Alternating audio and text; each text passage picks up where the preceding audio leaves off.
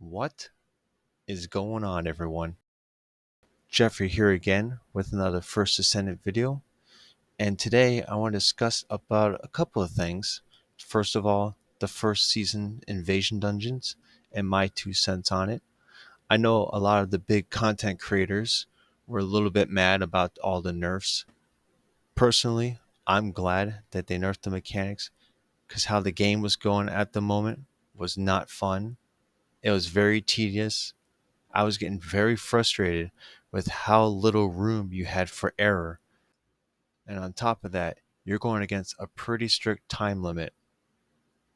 So to be clear, I have no problems with the level difficulty or learning a new mechanic, even if it's unintuitive.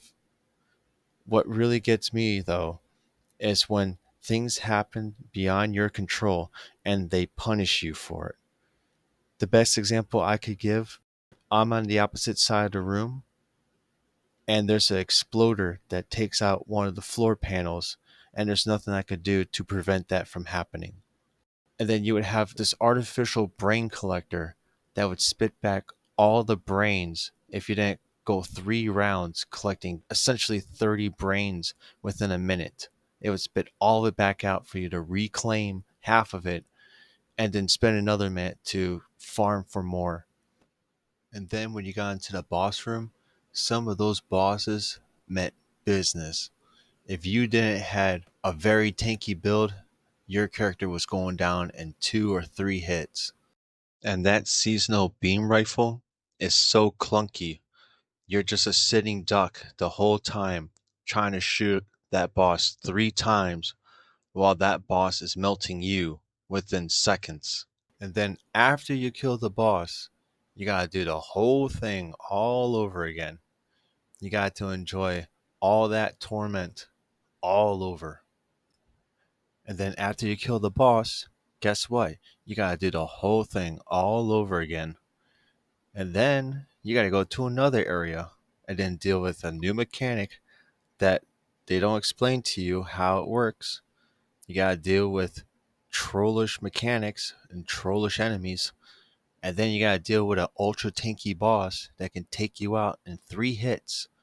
While you gotta stand there, charge that beam weapon, and hit him or her 3 times while he's melting you. And I forgot to mention this. The boss shield, once it's down, it will come back up within 15 or 20 seconds. So you only have a limited time to melt the boss. And if you fail to do so, you gotta do the whole boss room essentially all over again. So I will be the first person to praise them for cutting out most of the fluff, most of the redundancy. We just go in there, we just zip through it, we crush the time, we get the gold, we get the parts, and then we move on to the other stuff that we want to do. Speaking of which, earlier today I was using my ultimate Lepic, and I had a couple of these weapons out just to build proficiency and also to build up my mastery level because I want to get to level 26. Unbeknownst to me, I think I want to make a build that incorporates these pulls that's created by this weapon and Lepic's third ability. So ultimately, what I want to do is set these 3 up, throw the third ability, so all the enemies just go right into the center of all 3 of them.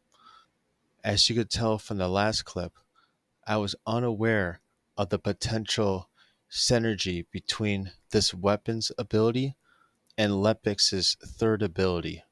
See where I throw the traction grenade and they all come towards the center of the 3 pillars and it does potentially massive damage. Now I'm saying that because my weapon is nowhere near finish.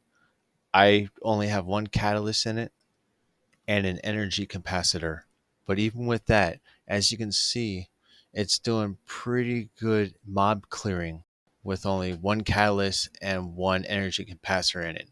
So a fully decked out King's Guard Lance with the third ability can be a very deadly combination.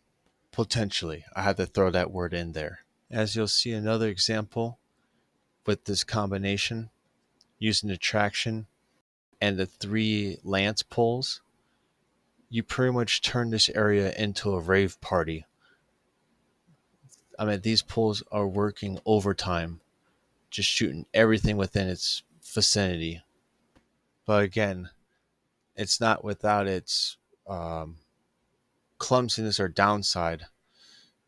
I would say the setup at the beginning was very awkward because I didn't know whether to throw the traction first or to set up the 3 pulls first.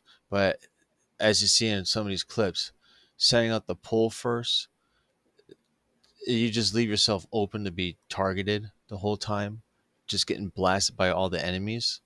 So later on, I just decided just to throw the 3rd first. And while the traction grenades in the air, I quickly aim down the sights and lay down the 3 pulls first. Let it start working its magic.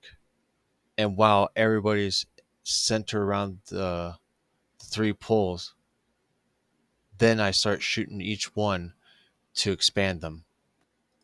And also, as you can tell as well, my weapon also has the chill mod on there. So all the enemies are being frozen. However, maybe I want to use a different elemental like electricity to lower their defenses instead of just to freeze them. And since the rings are spread out, they'll be frozen before they get to all 3 of the rings. Now, here's the part that kind of gave me one of the letdown moments where when you use the 4th ability, again, like I said, the weapon ability goes away because apparently the 4th ability, since it's a ultimate weapon, it replaces your actual weapon. So that kind of lowers the value for me, to be honest. But here, I'm testing it out in different areas, not just the special ops, trying out different ways to utilize the pulls with the traction grenade. Yeah, and again, this is only with 1 catalyst and 1 energy capacitor. Yeah. And of course, the magnetic ring is very huge. You have an insane radius. Look at that. It goes all the way across the map pretty much. So yeah, with these tankier enemies, it's taken a while for it to actually destroy them. I'll see how it goes with a maxed out build. But again, see, when you use the 4th ability, it cancels out the weapon ability, which is pretty disappointing to be honest. But this weapon creates a very entertaining light show, which I'm sure descendants like Lepic or Isamo would greatly appreciate it. So overall, just like the last videos where I explained my once secret Lepic build, this weapon will provide yet another layer of gameplay that's fun and engaging. So I'm not just throwing grenades, I'm not just throwing the 3rd and the 4th ability and then clean up with the Thunder Cage. This one adds another layer or a variety to that layer to where I can switch to this King's Guard Lance, pop 3 of the pulls, throw the traction grenade, and attract them all to the 3 poles and then light them all up. I will continue to work on this build and to provide more catalysts to the weapon and see where it goes from there. It's been pretty fun so far coming up with these relatively unique builds. Build it yourself, see how it goes, see if you like it. It's all up to you, of course. Might as well try to take advantage of all the buffs that the devs have been providing us. It's a nice change from the last games I played to where they only nerfed the weapons and buffed the monsters. This game has been pretty generous with nerfing the monsters and buffing the weapons and abilities. I'm looking forward to seeing them improving the game even more.